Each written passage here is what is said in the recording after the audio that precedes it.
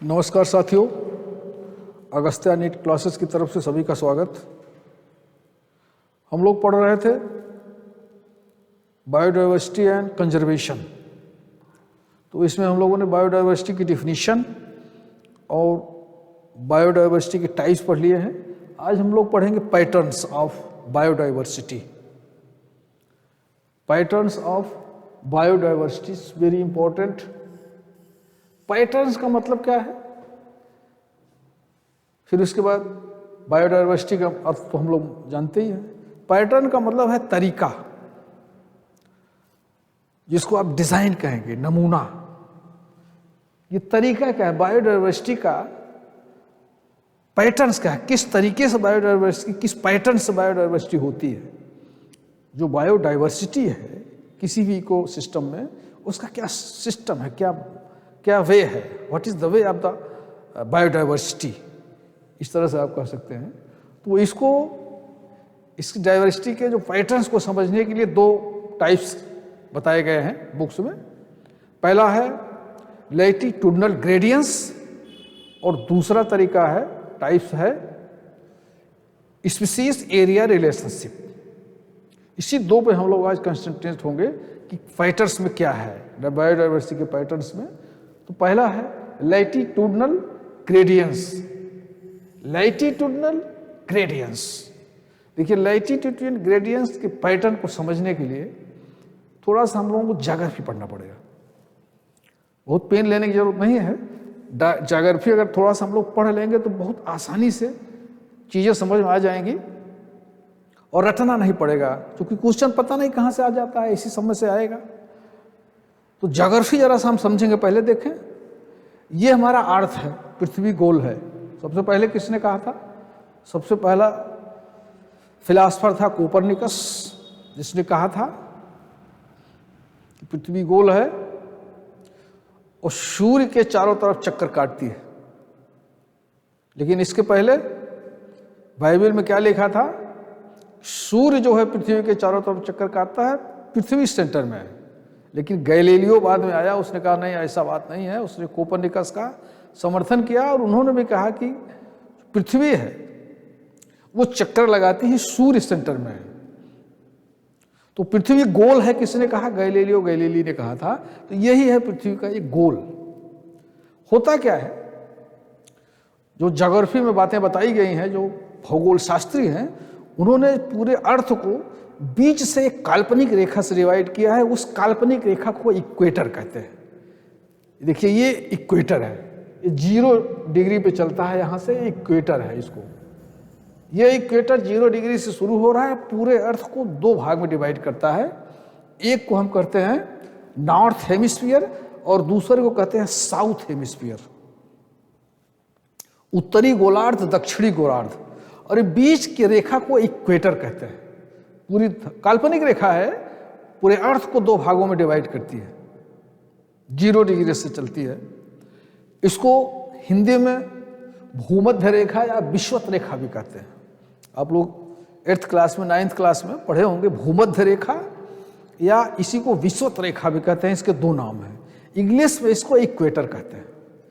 यह इक्वेटर है, पूरे अर्थ को बीचों बीच में जाती है, दो पार्ट में डिवाइड कर देती है। ये बात क्लियर हो गई, ये ज्योग्राफी की बात। उसके बाद ये नॉर्थ साइड है, ये साउथ साइड है। इस इक्वेटर के 23.5 डिग्री यानी 23.5 डिग्री अगर हम नॉर्थ की तरफ जाएं तो इसको क्या, कौन सी रेखा है? वो ट्रॉपिक ऑफ कैंसर है। इस रेखा को कहते हैं 23.5 अंश में इसको डिवाइड किया गया है। तो इक्वेटर है यानी भूमध्य रेखा के साउथ में, नॉर्थ में अगर हम जाएंगे 23.5 अंश, तो ये ट्रॉपिक ऑफ कैंसर रेखा है। और इसके अगर साउथ में जाएंगे 23.5 डिग्री, तो ट्रॉपिक ऑफ कार्पिकॉर्न, ट्रॉपिक ऑफ कार्पिकॉर्न ये रेखा है। ये दो रेखाएं और हो गई। इसको हिंदी में कहेंगे, इसको कर्क रेखा कहेंगे, इसको मकर रेखा कहेंगे। बीच के क्या है? भूमध्य रेखा, नाम ही इसका भूमध्य रेखा या विषुवत रेखा भी कभी कभी कहते हैं। इसके नॉर्थ साइड में 23.5 जाएंगे तो ये कर्क रेखा पड़ेगा, साउथ साइड में जाएंगे तो ये मकर रेखा पड़ेगा। और लास्ट में जब जाएंगे इसके पोल पे, पोल की तरफ, नॉर्थ पोल की तरफ 60.5 डिग्री पे, और ये इस साइड पे 65 डिग्री पे ये एक रेखा और है। उसके बाद हमारा पोल पड़ जाता है, नॉर्थ पोल्स और साउथ पोल्स। इन रेखाओं के जो काल्पनिक रेखाएं हैं, इसके आधार पे अर्थ को जो रीजन है, वो रीजन में जो डिवाइड किया गया वो 3 रीजन में डिवाइड किया गया। देखिए ये कर्क और मकर रेखा के बीच में ये देखें, ये पार्ट्स, इसको हम क्या कहेंगे? Tropical region. क्या कहेंगे इसको? Tropical region. और इसके बाद ये इसको कहेंगे टेम्परेट रीजन। इस साइड में भी टेम्परेट रीजन और इस साइड में भी टेम्परेट रीजन, और लास्ट में हमारा आर्कटिक रीजन है। ये पूरे की पूरी पृथ्वी 3 पार्ट में डिवाइड हो गई काल्पनिक रेखाओं के आधार पर। इक्वेटर रेखा के आधार पर ट्रॉपिकल ऑफ कैंसर और ट्रॉपिक ऑफ कैप्रिकॉर्न, यानी कर्क रेखा और मकर रेखा, इन दोनों के बीच में, इन दोनों के आधार पर पूरे अर्थ का 3 हो गया। ये 20 का पोर्शन हो गया ट्रॉपिकल रीजन। उस साइड के साउथ और नॉर्थ के साइड को कहते हैं टेम्परेट रीजन, और पोल को कहते हैं आर्कटिक रीजन। 3 रीजन हो गए। ये अगर आप बात समझ गए होंगे तो लैटिट्यूड ग्रेडियंट समझने में बहुत दिक्कत नहीं होगी। फिर से एक बार देख लें इसको, ज्योग्राफी है आपके सब्जेक्ट से हट के है। इक्वेटर यानी भूमध्य रेखा, कर्क रेखा और मकर रेखा के बीच में ट्रॉपिकल रीजन है, मैंने ये बता दिया खींच करके, ये ट्रॉपिकल रीजन है। इसके ऊपर नॉर्थ साइड में, साउथ साइड में, दोनों साइड में टेम्परेट रीजन है, और उसके बाद लास्ट में आर्कटिक रीजन है। फिर इसके बाद नॉर्थ पोल और साउथ पोल हो जाता है। आप इसको इस तरह से समझिए, ट्रॉपिकल रीजन। दूसरा है temperate region, TEMPERATE, temperate region. और तीसरा है Arctic region, ARCTICE, Arctic region. ये 3 रीजन्स हैं। ठीक। लैटिट्यूड ग्रेडियंट से बोलता है कि इक्वेटर के नॉर्थ साइड में जाएं या साउथ साइड में जाएं, डाइवर्सिटी डिक्रीज होती जाती है। फर्स्ट पॉइंट, इक्वेटर यानी भूमध्य रेखा के अगर हम नॉर्थ साइड में जाएं या साउथ साइड में जाएं तो लैटिट्यूडनल ग्रेडियंस ये बताता है कि इक्वेटर के चाहे नॉर्थ साइड में जाएं चाहे साउथ में जाएं, जो बायोडाइवर्सिटी है वो डिक्रीज होती जाती है। यहां से अगर इस साइड में जाएंगे तो धीरे धीरे डिक्रीज होगी, इस साइड में साउथ साइड में जाएंगे तो डिक्रीज होती जाएगी, यानी बायोडाइवर्सिटी कम होगी। सबसे ज्यादा जो बायोडाइवर्सिटी होती है वो टेम्परेट रीजन में होती है। ये रीजन है, ये आपका टेम्परेट रीजन है। मोस्ट डेवलप्ड कंट्रीज इसी में आती हैं। हमारा इंडिया भी इसी ट्रॉपिकल रीजन में आता है। ये बीच वाला ट्रॉपिकल रीजन है ना, तो ट्रॉपिकल रीजन में सबसे ज्यादा बायोडाइवर्सिटी होती है। इसके बाद टेम्परेट रीजन में तुलनात्मक रूप से कम डाइवर्सिटी होती है। पोल पे जाते जाते, साउथ और नॉर्थ पोल पे जाते जाते, क्योंकि यहाँ फ्रीज होता, बर्फ जमी रहती है, यहाँ नॉमिनल हो जाती है बायोडाइवर्सिटी, क्योंकि लाइफ यहाँ फ्रीज है, यहाँ कोई लाइफ होगी नहीं। तो ट्रॉपिकल रीजन, फिर से देख लें, ट्रॉपिकल रीजन जो कर्क और मकर रेखा के बीच में है, यानी इक्वेटर रेखा, भूमध्य रेखा के या इक्वेटर रेखा के 23.5 अंश नॉर्थ साइड, 23.5 अंश साउथ साइड, ये एरिया क्या कहेगी? ट्रॉपिकल रीजन होगी। उसके बाद नॉर्थ साइड में 66.5 पे और साउथ साइड 66.5 पे, इसको हम क्या कहेंगे? टेम्परेट रीजन कहेंगे, और लास्ट में आर्कटिक रीजन कहेंगे। अब आप फिर से समझ लीजिए, ग्रेडियंट, लैटिट्यूड ग्रेडियंट कहता है कि इक्वेटर से साउथ साइड में जाइए चाहे नॉर्थ साइड में जाइए, डाइवर्सिटी डिक्रीज होती जाती है, कम होती जाएगी। इस साइड से जैसे जैसे इस साइड में जाएंगे धीरे धीरे डाइवर्सिटी कम होगी, इस साइड से साउथ साइड में जैसे जाएंगे डाइवर्सिटी धीरे धीरे कम होती जाएगी। बात क्लियर हो गई? इस रेखा को अगर समझ गए होंगे तो ये लैटिट्यूड ग्रेडियंट्स के बारे में समझ गए होंगे। यही लिखा है इसमें, species diversity decreases from the equator to the poles. ये नॉर्थ पोल है, ये साउथ पोल है। तो डिक्रीज होती जाती है फ्रॉम द इक्वेटर। ये ट्रॉपिकल रीजन हमने बताया, ट्रॉपिक लैटिट्यूडिनल रेंज ऑफ 23.5 से 23.6 है more species than the temperate और पोलर एरियाज।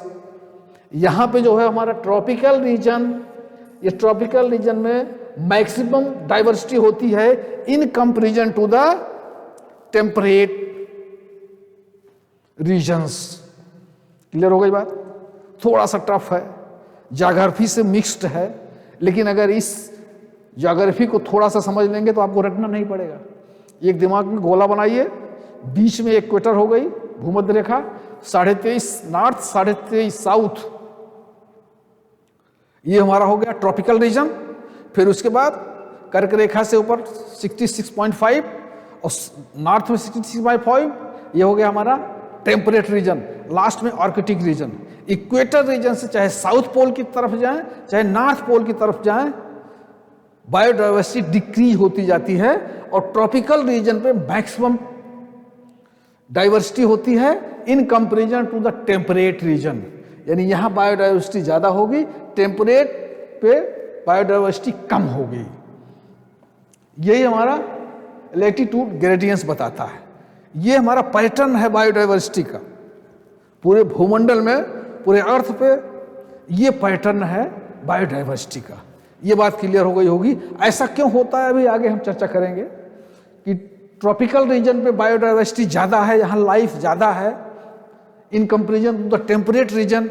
ऐसा क्यों होता है अभी आगे हम लोग चर्चा करेंगे, लेकिन पहले हम समझ लें कि लैटिट्यूड ग्रेडियंस क्या बोलता है। फ्रॉम इक्वेटर, पोल्स की साइड में जैसे जैसे बढ़ जाएंगे बायोडाइवर्सिटी जो है वो डिक्रीज होगी, कम होती जाएगी, चाहे नॉर्थ साइड में जाए चाहे साउथ साइड में जाए। ये क्लियर हो गई बात। नेक्स्ट चलते हैं, इसका एग्जाम्पल जरा देखते हैं। एग्जाम्पल क्या है लैटिट्यूड ग्रेडियंस के बारे में? एग्जाम्पल देखिए, एग्जाम्पल बहुत बढ़िया है। Number of species, Colombia tropical region में पड़ता है, नियर इक्वेटर, इक्वेटर के बिल्कुल नजदीक है। जो रेखा इक्वेटर हमने बताया नहीं आपको, उसी के बिल्कुल नजदीक कोलंबिया एक देश है। यहां पे 1400 स्पीसीज पाई जाती हैं। अबाउट इतनी स्पीसीज हैं। इंडिया थोड़ा सा कोलंबिया से, इक्वेटर से और दूर है, यहां पे क्या होगा 1200 स्पीसीज हैं। New York 105, Greenland 56। ये क्या है? देखिए धीरे धीरे जैसे हम बढ़ रहे हैं, इक्वेटर रेखा के जैसे जैसे दूर जाते हैं, सबसे नजदीक कोलंबिया है 4000 यानी 14,000। इंडिया उससे थोड़ा दूर हो गया 1200, न्यूयॉर्क 105 एंड ग्रीनलैंड 56। जैसे जैसे हम दूर जाते जा रहे हैं स्पीसीज डिक्रीज हो रही है ना, वही है। ट्रॉपिकल फॉरेस्ट रीजन टाइम्स, अब ये बताता है कि ट्रॉपिकल रीजन से टेम्परेट रीजन में बस्कुलर प्लांट कंपेरेटिवली 10 टाइम्स कम हो जाता है। ये लाइन याद करना बहुत जरूरी है, ये कभी कभी पूछा जाता है। जो हमारे बस्कुलर प्लांट्स हैं, बस्कुलर प्लांट्स जिसमें जाइलम फोलम होता है, बस्कुलर प्लांट ट्रॉपिकल रीजन की तुलना में टेम्परेट रीजन में 10 गुना कम हो जाता है। जितनी बायोडाइवर्सिटी बस्कुलर प्लांट की ट्रॉपिकल रीजन में होगी, उसका 10 गुना कम हो जाएगा टेम्परेट रीजन में। ये फार्मूला है। कितना गुना कम हो जाएगा? 10 गुना बस्कुलर प्लांट्स कम हो जाएगा, ऐसा देखा गया है। तो ये हो गया हमारा एग्जाम्पल किस चीज का? लैटिट्यूड ग्रेडियंस का example Colombia, India, New York and Greenlands. एक और एग्जाम्पल हम देखते हैं इसका। Tropical forest region like equator has 10 times of the vascular plant species compare to the temperate. ये हमने बता दिया कि ट्रॉपिकल रीजन में जो बस्कुलर प्लांट्स हैं, जितना उनकी स्पीसीज डाइवर्सिटी है, टेम्परेट पे हम जाएंगे तो 10 गुना कम हो जाएगा।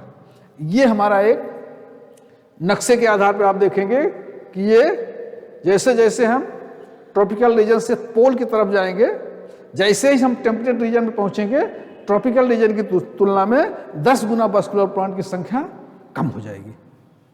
ये नक्शे से भी दिखाया गया है। जो हम लोग वहाँ कोलंबिया वगैरह बताया नहीं, देखिए कोलंबिया और इसके बाद ये सब है नक्शे में दिखाए गए।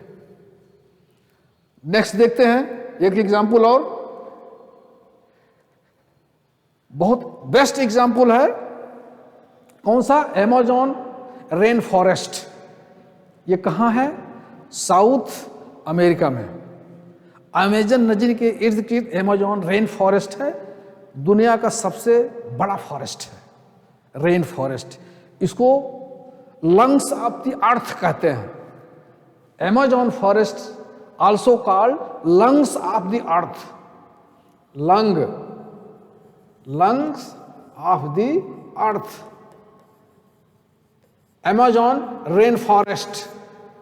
अमेज़न रेन फॉरेस्ट, अमेज़न नाम से ऑनलाइन परचेजिंग भी होती है, अमेज़न उसी लाइन से है। तो अमेज़न कहाँ है, साउथ अमेरिका में।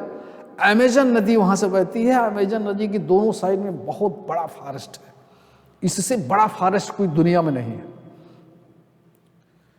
ये पड़ता है कहाँ, ट्रॉपिकल रीजन में पड़ता है। बेस्ट एग्जाम्पल आपका क्या है, अमेज़न रेन फॉरेस्ट, जिसको लंग्स ऑफ द अर्थ कहते हैं। अब इसमें देखिए, इसमें स्पीसीज की क्या विवरण है, इसमें है 40,000 स्पीसीज ऑफ प्लांट्स। 40,000 स्पीसीज किसकी हैं, प्लांट की। 3,000 स्पीसीज किसकी हैं, फिश की हैं। 1,300 स्पीसीज कितनी हैं, बर्ड्स की हैं। 4 to 7 स्पीसीज कितनी हैं, मैमल्स की हैं। 4 to 7 स्पीसीज एम्फीबिया की पाई जाती हैं। 3, 7, 8 स्पीसीज रेप्टाइल्स की। कुल मिलाकर के 1,25,000 इन्वर्टिब्रेट्स की स्पीसीज पाई जाती हैं। देखिए इन्वर्टिब्रेट्स कितनी पाई जाती हैं, 1,25,000 इन्वर्टिब्रेट्स की। ये स्पीसीज, इतनी स्पीसीज कहाँ पाई जाती हैं, अमेज़न रेन फॉरेस्ट में। कहाँ, अमेज़न रेन फॉरेस्ट में। ये ट्रॉपिकल रीजन का फॉरेस्ट है, इसलिए एक एग्जाम्पल है इसका, कि इसका ट्रॉपिकल रीजन में बायोडाइवर्सिटी सबसे ज्यादा होती है। इसका एग्जाम्पल यह है अमेज़न रेन फॉरेस्ट, इसमें इतनी स्पीसीज पाई जा रही हैं। ये greatest biodiversity on the earth. देखिए बहुत बड़ा एक सांप यहां दिखाई दे रहा है, नक्शा दिखाई दे रहा है, कि मतलब मैक्सिमम कवर कर रहा है। इस स्नेक्स से इसका है कि मैक्सिमम पॉपुलेशन बायोडाइवर्सिटी कहाँ है, अमेज़न रेन फॉरेस्ट में। तो ये आपके जो जितनी संख्या है स्पीसीज, ये देखना पड़ेगा। और एक एग्जाम्पल है, 2 एग्जाम्पल हो गए लेटीट्यूड ग्रेडियंट्स के। पिछला एग्जाम्पल 3-4 कंट्री का था। एक दूसरा एग्जाम्पल है अमेज़न रेन फॉरेस्ट का, जो ट्रॉपिकल रीजन में है, जहाँ पे बायोडाइवर्सिटी दुनिया की सबसे ज़्यादा है और सबसे बड़ा फॉरेस्ट यही है। अगर पूछा जाए सेकंड नंबर का फॉरेस्ट कौन सा है वर्ल्ड का, फर्स्ट तो हो गया अमेज़न फॉरेस्ट, सेकंड नंबर का फॉरेस्ट है कांगो रेन फॉरेस्ट। वो साउथ, वो सेंट्रल अफ्रीका में है। ब्राजील एक देश है, वहाँ पे है, कांगो नदी बहती है। वो second largest rain forest world का है। फर्स्ट है Amazon rain forest, south America में है। और सेकंड लार्जेस्ट फॉरेस्ट कहाँ है, सेंट्रल अफ्रीका में, उसको कहते हैं कांगो रेन फॉरेस्ट। वो भी बहुत बड़ा फॉरेस्ट है, इसका इससे छोटा है कांगो रेन फॉरेस्ट। ये सेकंड नंबर का है, ये सेंट्रल अफ्रीका में है। ब्राजील एक है, वहीं पड़ता है, इसके बाद उसका नंबर है। कभी कभी एक किसी एग्जाम में पूछा गया था कि सेकंड नंबर का सबसे लार्जेस्ट फॉरेस्ट कहाँ है, कांगो नदी वहां बहती है। इसमें अमेज़न नदी बहती है, वहां पे कांगो नदी बहती है, उसके इर्द गिर्द बहुत बड़ा फॉरेस्ट है, लेकिन अमेज़न रेन फॉरेस्ट से छोटा है, यानी सेकंड लार्जेस्ट है।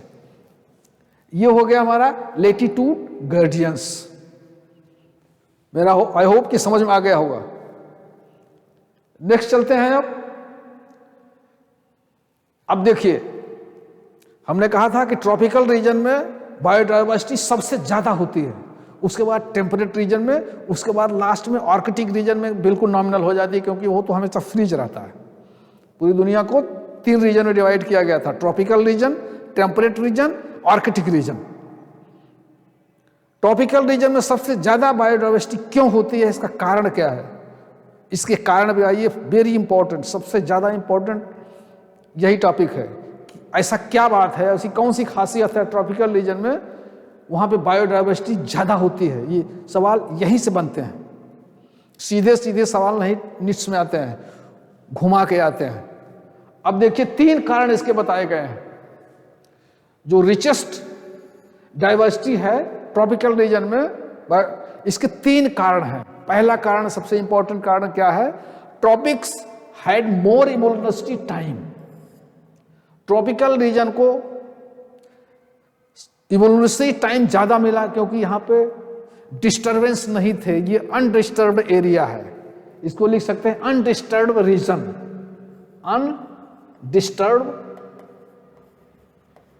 अनडिस्टर्ब्ड रीजन है। इसका क्या मतलब है? ट्रॉपिकल रीजन में नेचुरल डिजास्टर्स कम रहते हैं। नेचुरल डिजास्टर मतलब अर्थक्वेक है, वोल्केनिक है, ड्राट है, फ्लड है, तूफान है, आंधियां हैं। ये जो नेचुरल डिजास्टर्स हैं जो लाइफ को डिस्टर्ब करते हैं, यहां पे ट्रॉपिकल रीजन में नहीं है, कम है। स्पेशली कंपैरेटिवली ये पीस एरिया है, इसलिए इसको इवोल्यूशन का समय ज्यादा मिल गया, यहां स्पेसिएशन ज्यादा हुआ। ट्रॉपिकल रीजन में, फिर से समझ लें, ट्रॉपिकल रीजन में अनडिस्टर्ब एरिया रही, नेचुरल डिजास्टर्स कम रहे, कंपैरेटिवली पीस एरिया है, जिसके नाते यहां इवोल्यूशनरी टाइम ज्यादा मिल गया, स्पेसिएशन ज्यादा हुआ। भाई जहां डिस्टर्ब कम है, शांत है, पीस है, वहां लाइफ बढ़ी, इसलिए ट्रॉपिकल रीजन में बायोडाइवर्सिटी ज्यादा है। देखिए ये बायोडाइवर्सिटी यहां पे, ये पीस एरिया है, कंपैरेटिवली इवोल्यूशनरी टाइम यहां ज्यादा मिले, इसलिए यहां पे जितनी लाइफ थी सब ग्रो की और स्पीसीज बढ़ती गई। नंबर 1 कारण। सेकेंड कारण, relatively constant environment and predictable भी यहां लिख सकते हैं, एंड प्रेडिक्टेबल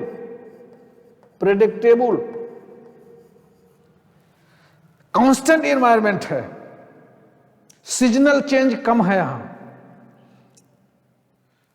और जो सीजनल चेंज होते हैं वो प्रेडिक्ट किए जा सकते हैं, बताए जा सकते हैं। ट्रॉपिकल रीजन में, जिसमें हम लोग भी हैं, जो मोस्ट डेवलप्ड कंट्री इसी रीजन में है, ये यहां पे क्या है? कांस्टेंट इन्वायरमेंट है।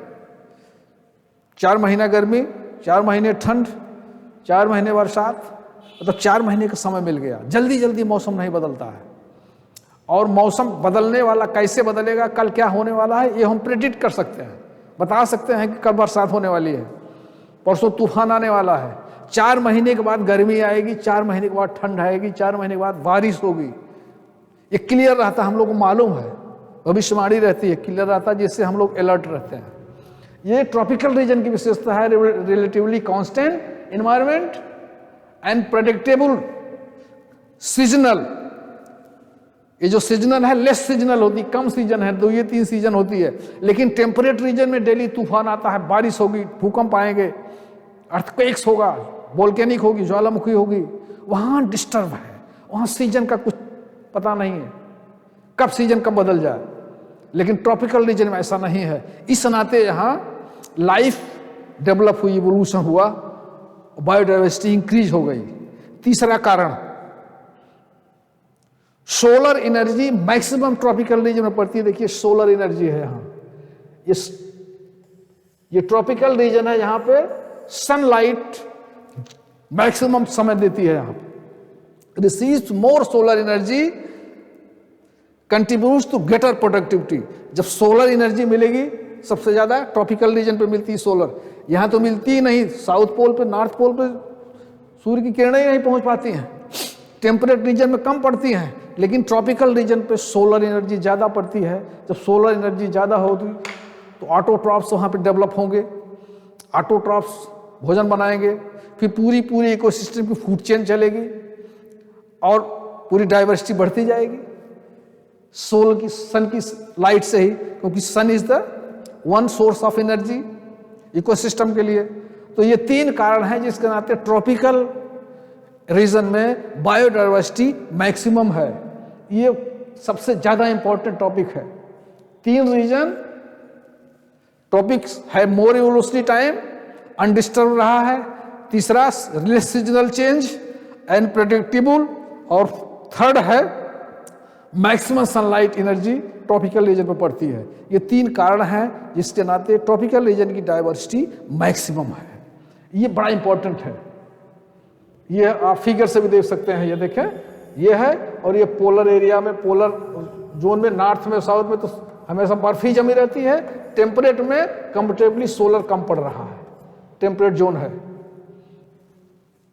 ये मेरा ख्याल है कि क्लियर हो गया होगा। नेक्स्ट चलते हैं, species area relation. Species area relation, species और एरिया का रिलेशन क्या है? एक वैज्ञानिक है, इनका नाम है अलेक्जेंडर ओन हेम्बलेट। अलेक्जेंडर बोन हेम्बलेट, ये वैज्ञानिक है, इनका नाम जानिए आप। साउथ अमेरिका, अमेरिका के निवासी हैं, साउथ अमेरिका। इन्होंने वहां पे एक कैलिफोर्निया में स्टैनफोर्ड यूनिवर्सिटी है, वहां पे प्रोफेसर थे, इवोल्यूशनिस्ट, और ये समझिए आपकी फिलोसफर थे, इन्वायरमेंट के बड़े विशेषज्ञ थे। इन्होंने इस कॉन्सेप्ट को दिया, और जिस तरह से डार्विन 5 वर्ष तक यात्रा किए थे, उसी तरह से ये हम्बोल्ट साहब भी 5 वर्ष की यात्रा किए थे साउथ अमेरिका की। रेन फॉरेस्ट, जो अमेजन रेन फॉरेस्ट है, वहां की 5 वर्ष स्टडी किया था उन्होंने, यात्रा किया था। 799 से 804 तक, 799 1799 से 1804 तक ये साउथ अमेरिका और साउथ अफ्रीका जंगलों का यात्रा किया था उन्होंने। जिस तरह से डार्विन विभिन्न कंट्रियों का अध्ययन किए थे, उस तरह से ये फॉरेस्ट का अध्ययन किए थे। 5 वर्ष उन्होंने लगाया था अध्ययन करने में, बहुत योगदान है इनका। केवल इसी स्पीसीज डाइवर्सिटी को देखने के लिए फॉरेस्ट में देखे थे। अमेजॉन में भी काफी समय थे इन्होंने, और आपका जो कॉन्गो रेन फॉरेस्ट है वहां भी स्टडी किए थे। 5 साल बिताने के बाद जब अमेरिका आए हैं, इनका काफी सम्मान किया गया था। इस कॉन्सेप्ट को इन्होंने दिया है, कौन से? स्पीसीज एरिया रिलेशनशिप के कॉन्सेप्ट को किसने दिया? अलेक्जेंडर वॉन हेम्बलेट, साउथ अमेरिका के। देखिए ये इनका फोटो, इनके बारे में थोड़ा जानना जरूरी है क्योंकि 5 साल इन्होंने दिया। अब इन्होंने बताया क्या, इसके बारे में हम लोग देखते हैं। देखें इन्होंने क्या बताया, relation between the species richness and area gives rectangular hyperbola. इन्होंने क्या बताया कि आप जिस तरह जैसे जैसे एरिया में आगे बढ़ते जाएंगे, स्पीसीज डाइवर्सिटी मिलती जाएगी, बढ़ती जाएगी। किसी फॉरेस्ट में अगर आप जाते हैं, जैसे जैसे आप दूरी तय करते जाएंगे, जितना दूर जाएंगे आपको स्पीसीज डाइवर्सिटी यानी बायोडाइवर्सिटी मिलती जाएगी। जैसे और बढ़ेंगे, एरिया बढ़ाएंगे, डाइवर्सिटी बढ़ती जाएगी, और एरिया बढ़ाएंगे और डाइवर्सिटी बढ़ेगी। लेकिन एक समय ऐसा आएगा, ये इसकी लिमिट के बाद ये डाइवर्सिटी बंद हो जाएगी, फिर उसके बाद वहां से कम होना शुरू हो जाएगी। एरिया और स्पीसीज का रिलेशन इन्होंने बताया कि देखिए एक डायग्राम से इन्होंने दिखाया है, एरिया जैसे जैसे एरिया बढ़ेगी स्पीसीज डाइवर्सिटी बढ़ती जाएगी। एक छोटा सा ग्राफ है, इसको आपको पढ़ना जरूरी है। इसमें कुछ फार्मूले दिए हैं। इनका कहने का सेंस यही था कि अगर एरिया अगर बढ़ेगी तो स्पीसीज डाइवर्सिटी बढ़ेगी, और एक लिमिट तक बढ़ेगी, उसके बाद डाउन होना शुरू हो जाएगी। ग्राफ के माध्यम से फिर से समझ लें इसको, एरिया, स्पीसीज जैसे जैसे एरिया बढ़ते जाएंगे स्पीसीज डाइवर्सिटी बढ़ती जाएगी, और एक समय आने के बाद, एक लिमिट के बाद ये नहीं बढ़ेगी, फिर डाउन शुरू हो जाएगी। अब देखें आप, ये स्पीसीज बढ़ती गई जैसे एरिया बढ़ती गई, और उन्होंने एक फार्मूला दिया S equal to CAZ, S equal to CAJ, jet.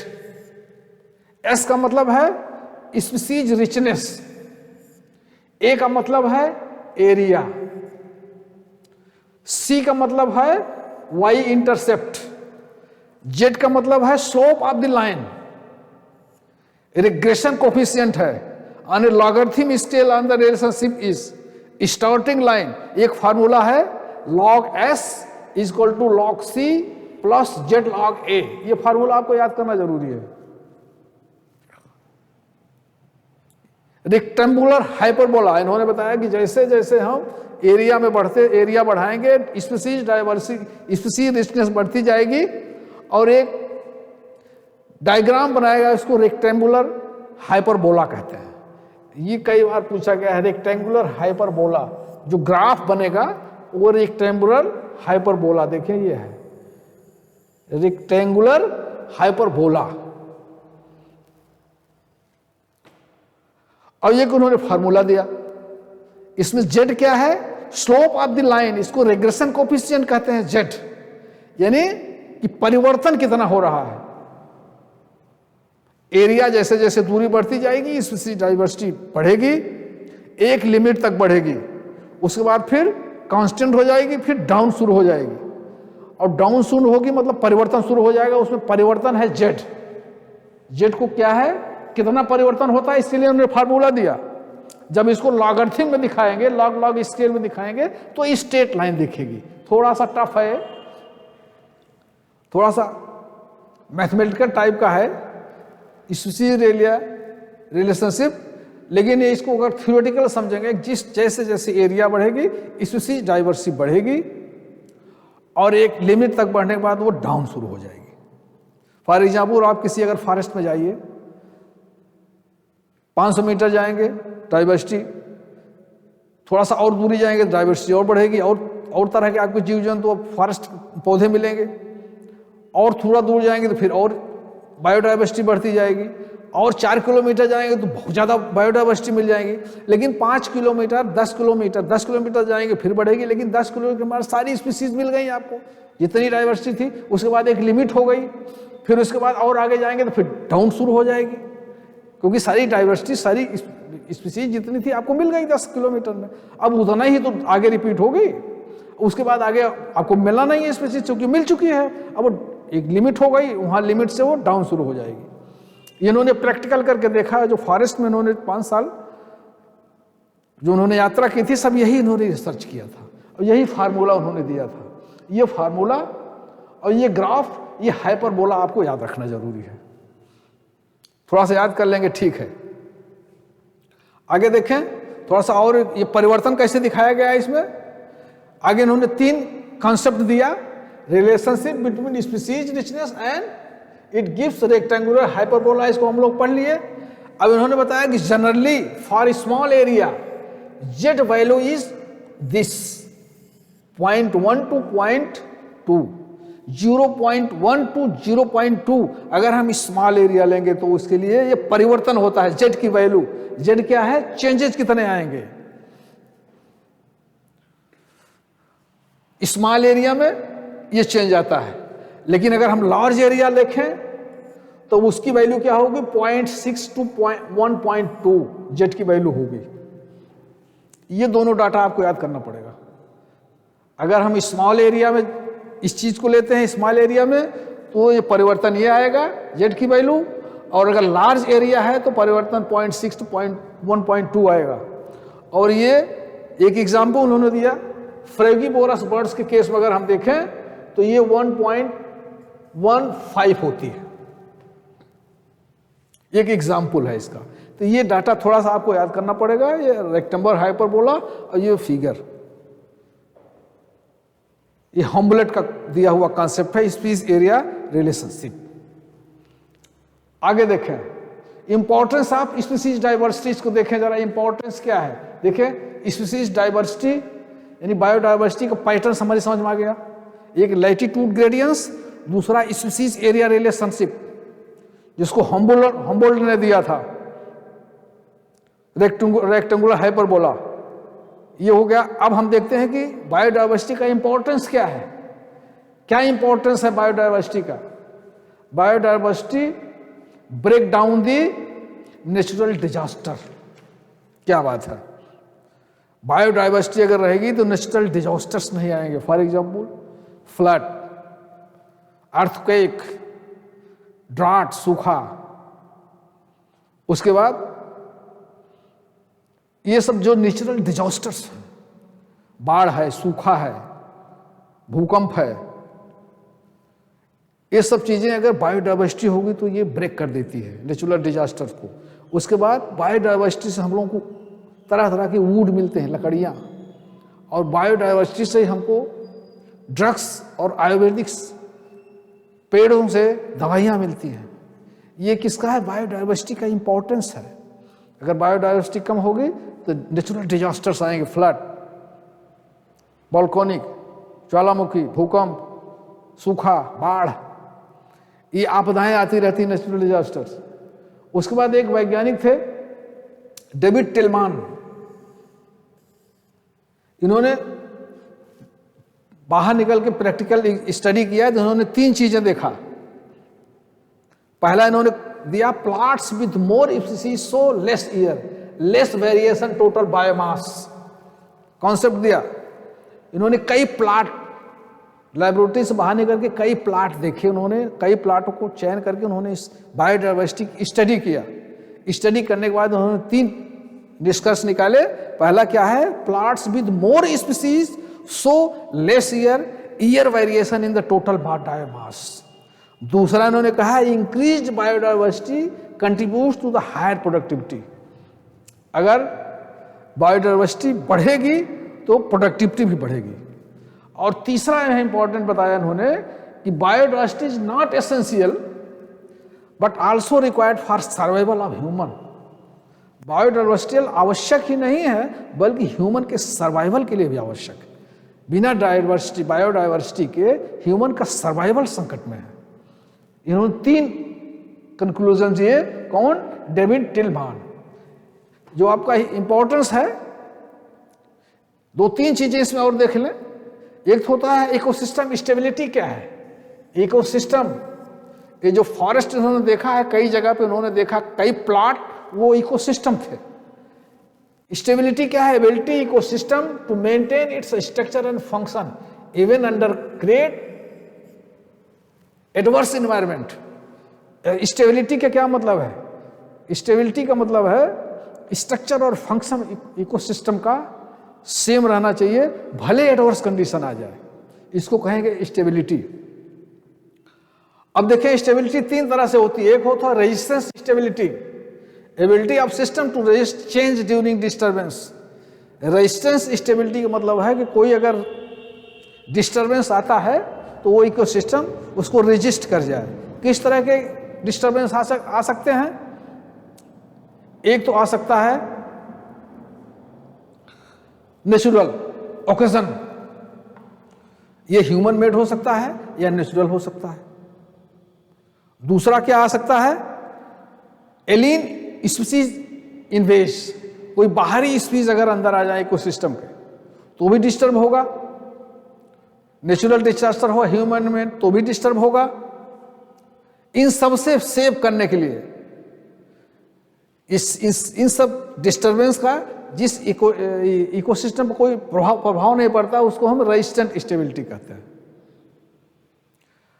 और इसकी पहचान क्या है स्टेबिलिटी की? कौन सा इकोसिस्टम स्टेबल है कि नहीं? इसमें प्रोडक्टिविटी जो होती है, प्रोडक्टिव वेरिएशन कांस्टेंट होगी या तो लीस्ट चेंज होगा। प्रोडक्टिविटी वेरिएशन या तो 0 होगी या तो बहुत लीस्ट होगा, तब जाकर के हम कहेंगे कि कोई इकोसिस्टम स्टेबल है। और दूसरा होता है रेजिलियंस स्टेबिलिटी। रेजिलियंस स्टेबिलिटी का क्या मतलब है कि अगर कोई डिस्टर्बेंस होता है किसी इकोसिस्टम में तो रिकवर हो जाता है, उसको कहेंगे रेजिलियंस स्टेबिलिटी। एक है non oscillator stability, stability in the species number में होता है। एक साइक्लिक स्टेबिलिटी होती है, रेगुलर एक्सटर्नल चेंज होते रहते हैं, और एक इलास्टिक स्टेबिलिटी होती है, ये रिकवर ऑफ हिमसेल्फ। ये 3-4 तरह की स्टेबिलिटी है। कोई भी इकोसिस्टम या कोई भी डाइवर्सिटी स्टेबल होना मस्ट है। इसकी पहचान क्या है? प्रोडक्टिविटी वेरिएशन 0 हो या कम हो। रेजिस्टेंस किससे करना है? ऑकेजन डिस्टर्बेंस होंगे, वो नेचुरल हो सकते हैं या मैन मेड हो सकते हैं। उसके बाद एलियन स्पीसीज इन्वेजन, कोई बाहरी स्पीसीज अगर अंदर आ जाए तो वो भी डिस्टर्ब करती है। तो ये हो गया हमारा डेविड टिलमान का। एक दूसरा बड़ा इंपॉर्टेंट है, एक वैज्ञानिक थे पॉल एनरिच, इन्होंने दिया रिबेट प्रॉपर हाइपोथेसिस। रिबर प्रॉपर हाइपोथेसिस, ये वैज्ञानिक थे। कौन से वैज्ञानिक? Ehrlich Paul. ये एनरिच पॉल जो है वो कैलिफोर्निया यानी यूनिवर्सिटी है एक। कौन सी यूनिवर्सिटी का नाम क्या है? स्टैनफोर्ड यूनिवर्सिटी कैलिफोर्निया में है। स्टैनफोर्ड यूनिवर्सिटी कैलिफोर्निया में, वहां पे ये बायोलॉजिस्ट थे। कौन से? पॉल एनरिच, कैलिफोर्निया अमेरिका, वहां के उस यूनिवर्सिटी में थे, बायोलॉजिस्ट से। इन्होंने एक हाइपोथेसिस दिया, इन्होंने काफी स्टडी किया। स्टडी करने के बाद इनको नोबेल प्राइज भी मिला था बाद में जाकर के। ये नोबेल प्राइज पाए थे 1908 में। 1854 से 1915 तक थे। 1854 से 1915, 1854 से 1915 इन्होंने स्टडी किया है। कहाँ पे? स्टैनफोर्ड यूनिवर्सिटी कैलिफोर्निया में है। और 1908 में इनको नोबेल प्राइज भी मिला था। 1908 में इनको नोबेल प्राइज पाए थे, नोबेल प्राइज। इन्होंने एक हाइपोथेसिस दिया था, rebate proper model, rebate popper hypothesis. इसमें क्या है? इसमें इन्होंने क्या किया? एक किसी इकोसिस्टम की तुलना एरोप्लेन से किया। कोई इकोसिस्टम है उसी तरह से जैसे एक एरोप्लेन होती है। एरोप्लेन होती है, देखिए एरोप्लेन है, इसकी तुलना उन्होंने किया इकोसिस्टम से। और क्या किया इन्होंने? जो इसका रिबेट है, रिबेट को इन्होंने स्पीसीज बना। रिबेट का मतलब छोटे छोटे जो कील होते हैं, जो जिससे ये एरोप्लेन का हर पार्ट्स एक दूसरे से जुड़ा रहता है, 2 पार्ट्स को जोड़े रहता है, जिसको कील कहते हैं हिंदी में, रिबेट। इन्होंने कहा रिबेट जो होती है वो स्पीसीज के बराबर है। फ्लाइट जो है वो इकोसिस्टम है, और विंग्स इसकी जो होती है वो की स्पीसीज है। ये मान लीजिए एरोप्लेन है, ये आपकी इकोसिस्टम है एक। अब इसके अगर एक बोल्ट कोई निकाल दे, एक कील, एक स्पीसीज अगर कोई निकल जाए, एक की कोई निकलेगी।